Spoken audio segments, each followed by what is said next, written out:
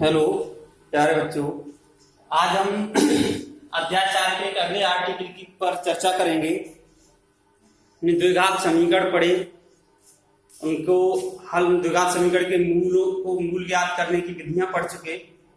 गुणनखंड विधि, पूर्ववर्ग विधि और द्विघाती सूत्र द्वारा मैंने द्विघाती सूत्र को बताया भी था यहाँ पर कैसे प्राप्त करते हैं। उसी द्विघाती सूत्र की सहायता से ही हम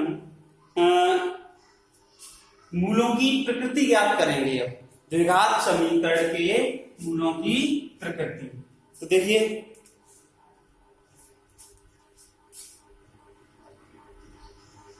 द्विघात समीकरण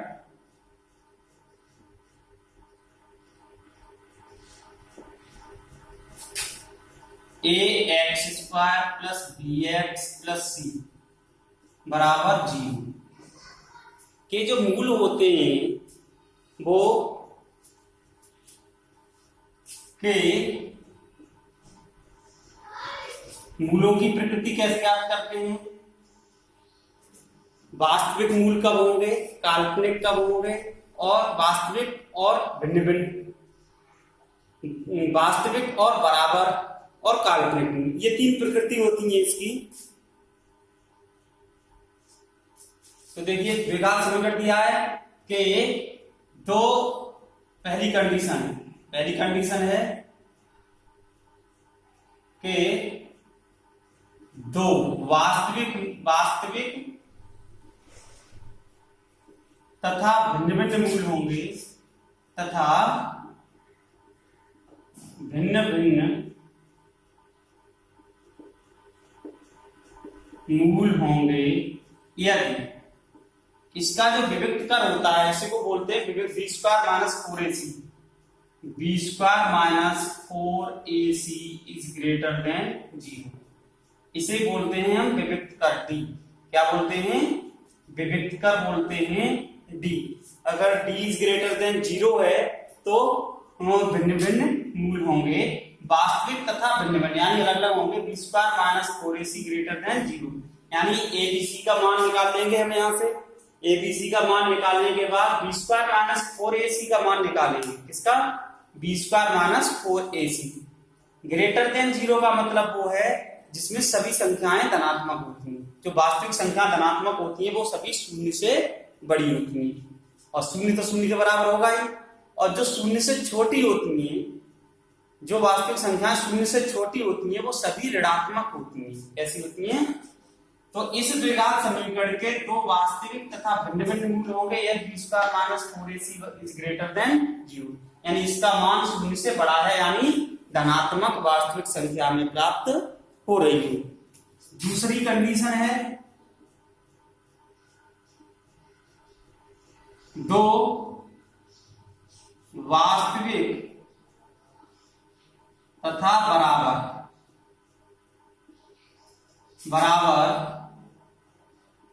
मूल होंगे यदि b² - 4ac बराबर 0 यानी इसका विविक्त कर का मान शून्य आ जाता है।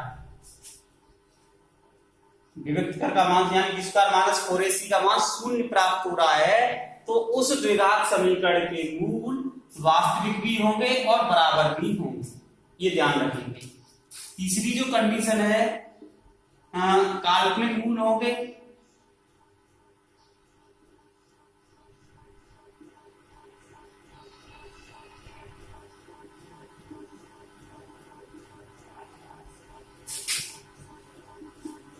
यदि b² - 4ac less than 0 less then दो काल्पनिक मूल होंगे यदि b² - 4ac लेस देन 0। अगर ये 0 हो देखो द्विघाती सूत्र क्या होता है मैं यहां समझा दे रहा हूं।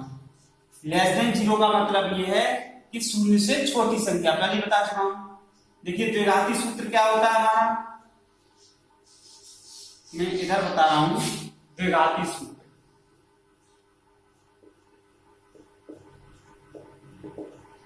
x बराबर -b + √b² - 4ac upon 2a। ठीक है। द्विघात समीकरण का जो विविक्त कर होता है वो होता है d। B square minus 4ac को व्यक्त करते हैं। हम यहाँ कहीं विभक्त कर की चर्चा नहीं है इसलिए मैंने नहीं की। तो देखिए माइनस बी प्लस माइनस ये दिया है, सारे मूलों की जो प्रकृति है वो किस पर डिपेंड कर रही है हमारी, बी स्क्वायर माइनस 4ac पर, जो द्विघाती समीकरण था। देखिए बी स्क्वायर माइनस 4ac को यहां पर मैं लिख दे रहा हूं द्विघात समीकरण ए एक्स स्क्वायर माइन plus b x plus c बराबर 0 का विभक्त कर कहते हैं। इसे डी से व्यक्त करते, ये मैंने इसलिए बता दिया तुम लोगों को, डी बराबर क्या होता है हमारा, बी स्क्वायर माइनस 4ac, ये विभक्त कर होता है, कहीं पे जरूरत पड़ जाए तो इसको हम देख सकते हैं। तो देखिए सब जो मूलों की प्रकृति है वो किस पर डिपेंड कर रही है, इस पर, जो वर्गमूल के अंदर संख्या आ रही है। अब समझ लीजिए एक एक करके, B square minus 4ac greater than 0 है, इसका मतलब ग्रेटर देन 0 का मतलब है धनात्मक संख्या। तो वर्गमूल के अंदर जब धनात्मक संख्या आएगी तो हम उसका मान ज्ञात कर सकते हैं, और वो अलग, जब धनात्मक संख्या कोई आएगी तो माइनस बी प्लस माइनस से अलग अलग आएंगे, इसलिए वास्तविक भी होंगे और भिन्न भिन्न भी होंगे, ठीक है। और अगर तथा मूल बराबर होंगे, यदि वास्तविक और बराबर कब होंगे, इसका मान शून्य, अगर मान लो इसका मान शून्य हो जाता है बी स्क्वायर माइनस 4ac का, तो ये बचेगा x बराबर माइनस बी अपॉन 2a बचेगा, केवल क्या बचेगा, माइनस बी अपॉन 2a। एक ही संख्या बची हमारी, ये 0 हो गया, प्लस माइनस का मतलब ही नहीं रहा, तो माइनस बी अपॉन 2a, तो इसका मतलब ये नहीं होगा, केवल एक ही मूल होगा माइनस बी अपॉन 2a। मूल तो दो ही होंगे लेकिन दोनों कैसे होंगे, समान होंगे, वो क्या होंगे, माइनस बी अपॉन 2a होंगे। तीसरी शर्त ये है कि B square minus 4ac less than 0, less than 0 का मतलब होता है ऋणात्मक संख्या, यानी शून्य से छोटी जो संख्याएं होती हैं वो ऋणात्मक होती हैं। अब मान लो यहाँ पर कोई संख्या आ गई ऋणात्मक, मान लो अंडर रूट में -5 आ गई, तो ये संख्या वास्तविक संख्या नहीं है। ऐसी संख्या क्या होती है हमारी, काल्पनिक संख्याएं हैं, हम आगे की कक्षाओं में अध्ययन करेंगे। ये काल्पनिक संख्या है, केवल ऋणात्मक संख्याओं का वर्गमूल हमने नहीं पढ़ा है। ये कैसी संख्या है, काल्पनिक, इसलिए हम इसके जो मूल होंगे, अगर इसका मान ऋणात्मक प्राप्त होता है, क्या प्राप्त होता है, ऋणात्मक, तो हम क्या कह सकते हैं, जो मूल होंगे वो कैसे होंगे, काल्पनिक मूल। भाई ये चीज हमें तीन प्रकृति थी, इनको हमें समझना था। सीधी सी बात यह है, बी स्क्वायर माइनस 4ac का मतलब डी का मान धनात्मक है तो वास्तविक और समान होगी, ग्रेटर देन 0 का मतलब बी स्क्वायर माइनस 4ac धनात्मक है तो, और बी स्क्वायर माइनस 4ac का मान ऋणात्मक है तो मूल काल्पनिक होंगे, ठीक है। अब आगे बात करते हैं इसकी एक्सरसाइज की।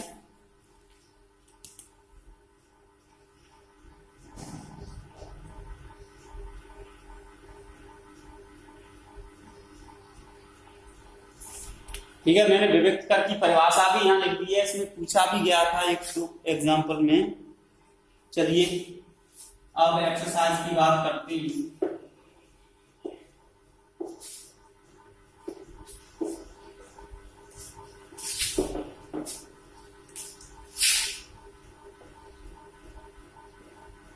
प्रश्नावली 4.4 पहला प्रश्न है। इस प्रश्न को मैं पढ़ता हूं और ध्यान से समझेंगे पहले प्रश्न को। निम्न द्विघात समीकरणों के मूलों की प्रकृति ज्ञात कीजिए, यदि मूलों का अस्तित्व हो तो उन्हें ज्ञात कीजिए। तो देखिए, चलिए पहला सवाल है, पहले का पहला पार्ट क्या दिया है, दिया गया द्विघात समीकरण, द्विघात समीकरण क्या दिया, द्विघात समीकरण हमारा 2x स्क्वायर माइनस 3x और plus 5 is equal to 0। 2x² minus 3x plus 5 equal to 0। ये द्विघात समीकरण दिया है। देखिए इसकी तुलना किससे करते हैं हम, ax² plus bx plus c बराबर 0 से करने पर क्या आएगा, a बराबर 2, b बराबर -3 और c बराबर 5। ठीक है, अब हम क्या निकालते हैं, b² minus 4ac, b² minus 4ac बराबर, क्योंकि मूल होंगे या नहीं होंगे वो इसी से डिसाइड होना है। तो b बराबर कितना, -3 का स्क्वायर माइनस 4 गुणा 2 गुणा 5। ठीक है, -3 का स्क्वायर कितना हो गया, 9, 4 दूनी 8 पंजे 40, तो 9 में 40 माइनस के 31 बचे। और अभी मैंने बताया था कि इसका मान अगर ऋणात्मक नेगेटिव आए, ये b² माइनस 4ac का मान कितना आया, -31। -31 कैसी संख्या है, ऋणात्मक है, ऋणात्मक है। अतः हम क्या कह सकते हैं, जहां b² minus 4ac less than 0 आ रहा है, क्या आ रहा है, लेस देन 0। लेस देन 0 का मतलब है ऋणात्मक संख्या, ऋणात्मक है तो निश्चित है कि वो शून्य से छोटी होगी। जब ये वाली शर्त का पालन हो रहा हो, लेस देन 0 वाली, तो मूल कैसे होते हैं, अतः दिए गए समीकरण के वास्तविक मूल कैसे होंगे, काल्पनिक होंगे, काल्पनिक होंगे। जब मूल काल्पनिक हो तो हम उन्हें ज्ञात नहीं करते हैं, क्योंकि वो हमारे सिलेबस में अभी नहीं है काल्पनिक मूल ज्ञात करना। तो दिए गए समीकरण के मूल काल्पनिक होंगे, या हम ये कह सकते हैं कोई भी वास्तविक मूल नहीं होगा। जब वास्तविक मूल काल्पनिक मूल होंगे तो हमें ज्ञात नहीं करने हैं, ये समझ लें। अगर वास्तविक मूल हैं तभी ज्ञात करेंगे हम। जैसे अब इसके दूसरे पार्ट की बात करते हैं, पहले का पहला पार्ट था, अब दूसरा पार्ट यहीं पर बता रहा हूं इसलिए क्योंकि ये भी लिखा रहा है। 3x² द्विघात समीकरण है हमारा,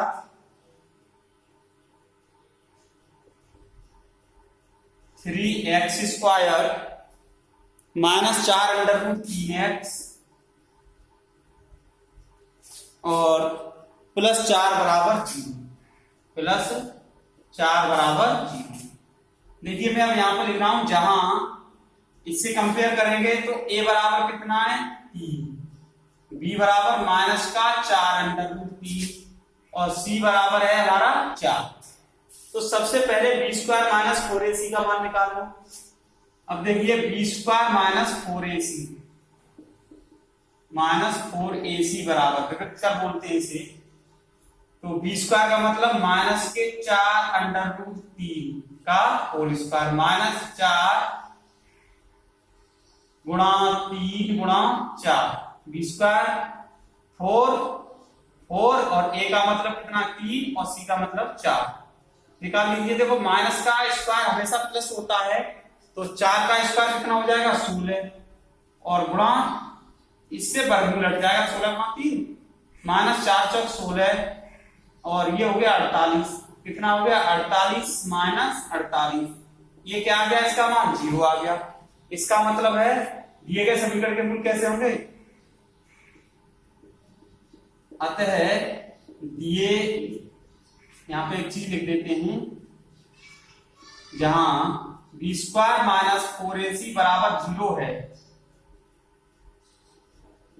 अतः दिए गए समीकरण के मूल कैसे होंगे, वास्तविक तथा समान यानी बराबर होंगे। क्यों, इसका मान 0 आ गया तो वास्तविक और बराबर होंगे, दूसरी कंडीशन फॉलो हो रही है हमारी। अब हमें मूल ज्ञात करने हैं, तो देखिए पुनः हम किससे ज्ञात करेंगे, x बराबर -b plus minus √b² minus 4ac upon 2b। तो देखो x बराबर कितना आ गया हमारा, -b, b का मान कितना है, -4√3 है, तो माइनस ये और माइनस ये प्लस के 4√3 हो गए और प्लस माइनस 0 हो जाएगा, क्योंकि इसका मान हम पहले निकाल चुके हैं। कितना आया है 0। बी स्क्वायर माइनस 4ac का मान कितना निकला है 0, तो वो 0 आ गया अपॉन 2 इंटू ए का मान 3 है, x बराबर आ गया 4√3 बट्टे 2 तिया 6। यहाँ पर 2 से काट देता हूँ, सॉरी यहाँ नहीं काटेंगे, 2 आ गया 2 3 6 आ गया। ठीक है, तो हम इसको कैसे लिख सकते हैं, x बराबर ये आ गया, इधर बता देता हूं मैं, यहां पर ध्यान से समझने, x इक्वल टू कितना आ जाएगा 2 से 2 बार, 2 से 3 बार, 2√3 बट्टे 3, इनको ऐसे ही छोड़ देंगे। तो मूल क्या होंगे, समीकरण के मूल, समीकरण के मूल 2√3 बट्टे 3 कोमा 2√3 बट्टे 3, यानी दोनों मूल कैसे होंगे, वास्तविक और समान। समान का मतलब एक जैसे ही मूल आएंगे इसके। तो हम इसको चाहें तो ये √3 से ये √3 बार कट जाएगा 2/√3, और ऐसे ही छोड़ दोगे तो भी गलत नहीं, वैसे ऐसे ही छोड़ना है। ठीक है, तो ये 2 सवाल मैंने बताए पहले पार्ट के, प्रश्नावली के पहले क्वेश्चन के 2 खंड हैं। पहला खंड ये है, इसमें हमने तुलना की, एबीसी का मान निकाला, डिवाइड कर बी स्क्वायर माइनस 4ac का मान निकाल दिया, वो लेस देन 0 आया, तो समीकरण के मूल काल्पनिक होंगे, निश्चित है हमें मूल ज्ञात नहीं करने, यानी कोई वास्तविक मूल नहीं होगा। दूसरा खंड ये था, इससे एबीसी का मान निकाले, डिवाइड कर का मान निकाला, वो 0 आया। तो इस शर्त में समीकरण के जो मूल होते हैं वो वास्तविक और समान होते हैं, यानी बराबर होते हैं। अब हमें मूल ज्ञात करने थे, तो द्विघाती सूत्र का प्रयोग कर दिया हमने, द्विघाती सूत्र का प्रयोग किया, तो यहाँ से ये निकल गया, ये दोनों मूल x का जो मान निकलता है वही मूल होंगे 2, तो हम 2 बार लिखेंगे इनको अलग अलग, क्योंकि द्विघात समीकरण है तो उसके 2 मूल होंगे।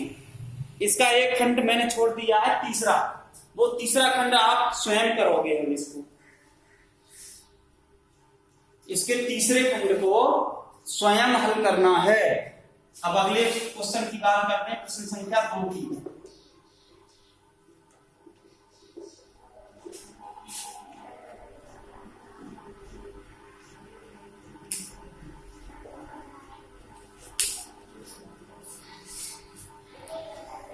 प्रश्न संख्या 2 क्या है, निम्न प्रत्येक द्विघात समीकरण में k का ऐसा मान ज्ञात कीजिए कि उसके 2 मूल बराबर हों। तो देखो क्या दिया है हमें, द्विघात समीकरण,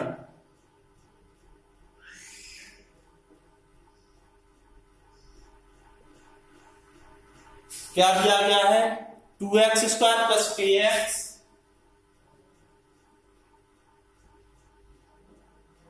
प्लस 3 इक्वल टू 0, ये दिया गया है।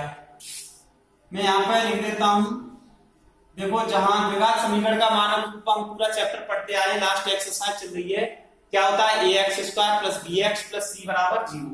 जहां a बराबर कितना है हमारा 2 है, b बराबर k है और c बराबर 3 है। a b c के मान निकाल लिए। दिया क्या है हमें, दिया है समीकरण के मूल वास्तविक और समान हैं।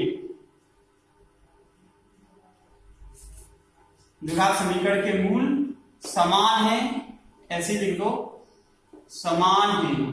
ठीक है, ये हमें दिया है कि समीकरण के मूल समान है। मूल समान होते हैं तो क्या कंडीशन होती है, समान है, अतः क्या कंडीशन होती है बी स्क्वायर माइनस 4ac बराबर 0। किसी भी द्विघात समीकरण के मूल समान तभी होते हैं जब बी स्क्वायर माइनस 4ac का मान 0 हो, और ये हमें दिया गया है कि द्विघात समीकरण के मूल समान हैं। जब समान है तो बी स्क्वायर माइनस 4ac बराबर 0 होगा। तो अब इसमें a b c के मान निकाल रख दीजिए। b का मान कितना है a का स्क्वायर माइनस 4 गुणा 2 गुणा 3, ठीक है, और बराबर 0 मत भूलना।